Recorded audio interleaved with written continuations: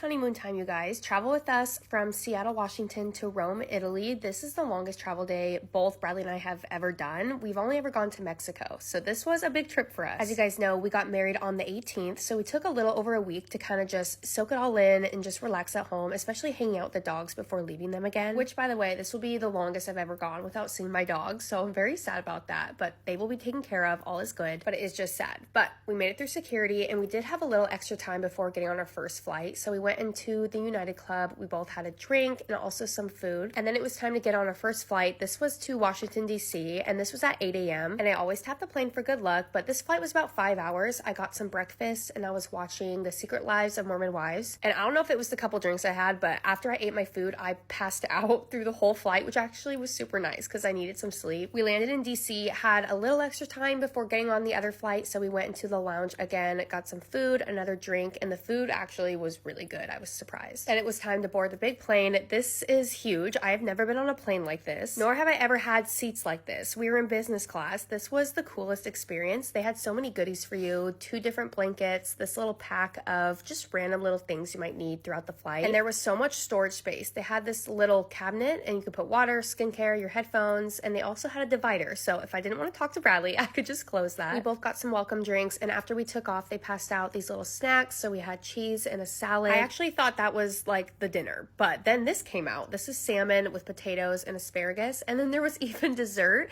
I couldn't decide which one I wanted, so I asked him if I could have both, and he said yes. At this point, I was so full, so I was ready to try and sleep through the flight because jet lag was going to be a pain. I already knew that. Slept for about 3 hours, woke up, fell asleep again for maybe an hour or so, and now we're getting close to landing, and it's 8 a.m. in Rome, so then they're giving us breakfast. Bradley was struggling. He was so tired. He barely slept the entire flight, but we made it. We landed. First stop was to go get our luggage, which I'm not sure what the airport did, but my Bay's suitcase is dented, like completely dented. I did arrange private transport from the airport to the hotel. My mom was saying that this would be the best way to get there. We were shocked as soon as we got to the city. It is so beautiful, and unfortunately our hotel room wasn't ready yet, so we freshened up in the bathroom before walking around, spending some time. And if you know me, you know how I feel about Aperol Spritz, and I saw this outside a restaurant. I was like, yep, we're going here. So this was my first Aperol in Italy. It was amazing and perfect timing because the room was ready right after we finished eating. So we got to the room, we checked in. It is beautiful. I love all the decor in here and the colors. It's so cute. At this time, it was 1 p.m. in Rome, which would be 4 a.m. back at home. So we had been up for like 24 hours at this point and definitely needing